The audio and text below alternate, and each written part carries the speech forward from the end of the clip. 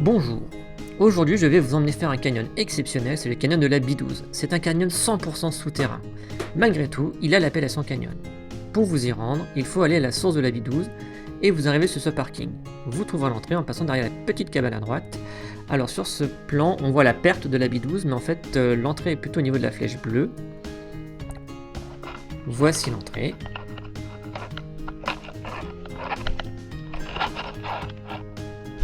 Donc comme c'est une perte, on voit on est dans le lit d'un ruisseau qui est à sec. Et attention parce que si ce ruisseau coule, eh bien ça peut être compliqué. Et si le niveau est au-dessus de la cheville, il ne faut pas y aller. Vous comprendrez pourquoi tout à l'heure.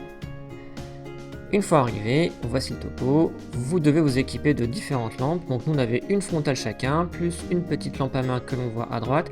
Et encore les deux grosses lampes en backup dans le sac. Parce que, eh bien comme c'est un canyon souterrain, il faut avoir de l'éclairage pour ressortir. La première étape, c'est d'avancer dans une galerie. C'est un peu bas de plafond, mais ça passe.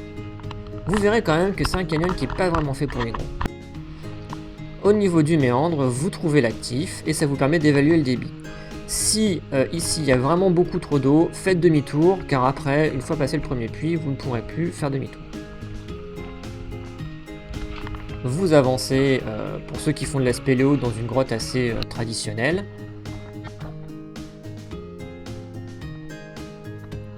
Avec des passages plus ou moins étroits, quelques petits pas de désescalade, juste pour vous mettre en appétit.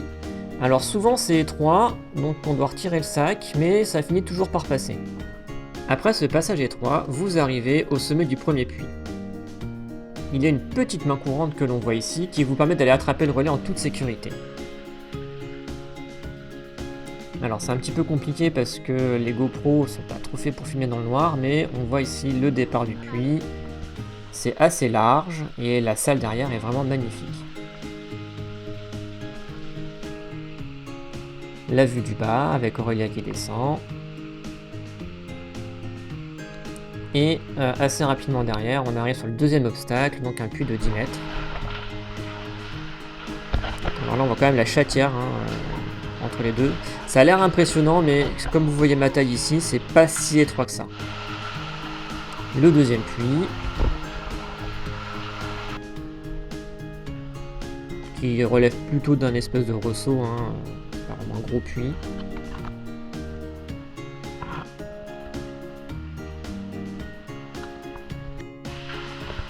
Et la vue du bas.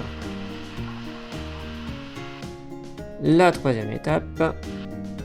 Donc je fais une petite pause ici pour vous montrer que le ruisseau passe dans cette chatière, mais si vous passez dedans, vous verrez qu'il n'y a pas de relais. En fait, le relais est au-dessus.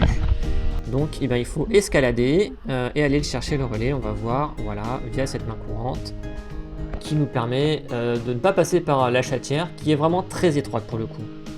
Et du coup ça fait un rappel assez facile, donc là je suis à mi-chemin, et on voit ici l'arrivée de la fameuse chatière, sachant qu'il n'y a pas de relais ni à droite ni à gauche, donc vous êtes obligé de prendre le relais du dessus. Globalement, dans ce canyon, si vous ne savez pas où aller, il suffit de bien lever les yeux, et vous allez trouver le relais. La vue du haut, et la vue du bas.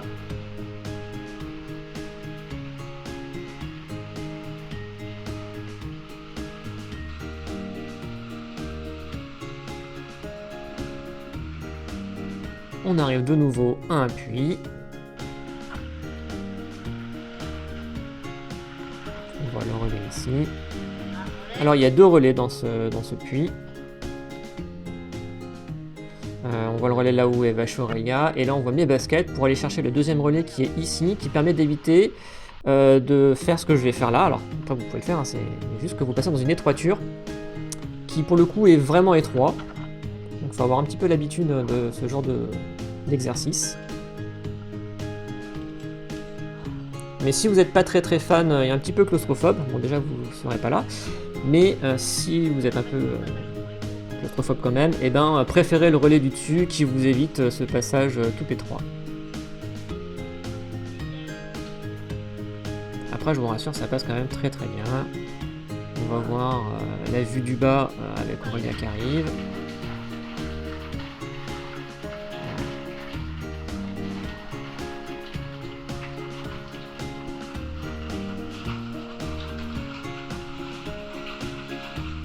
Ensuite, on arrive au siphon. Donc, on voit ici le siphon avec de l'eau bien douteuse. Hein, donc, je vous déconseille de boire la tasse. Et il suffit juste de partir en rive gauche en escaladant et on prend une galerie fossile qui nous permet de chanter le siphon. Et c'est tant mieux qu'elle existe parce que sinon, ça rendrait la progression impossible.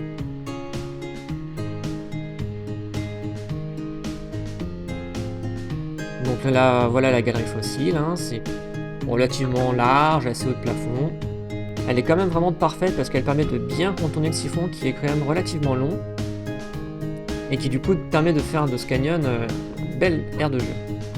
À ce niveau-là, on revoit un petit peu l'autre partie du siphon, mais il faut continuer encore jusqu'à retrouver l'actif que l'on va voir quelques mètres après son passage. Donc voilà, on voit de nouveau l'eau est claire et cool. C'est le moment de rejoindre le ruisseau pour passer dans ce gour.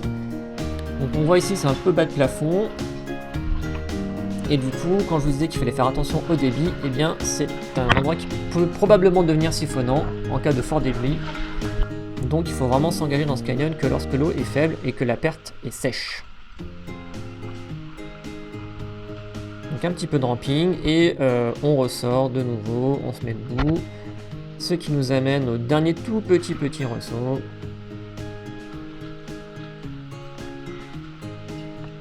Un puits de 6 mètres qui nous amène dans une belle piscine.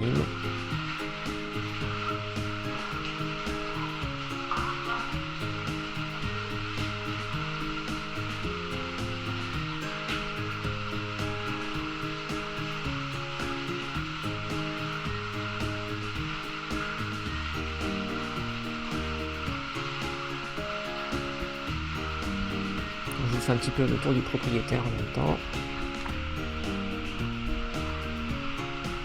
La vue du bas de ce mini ruisseau.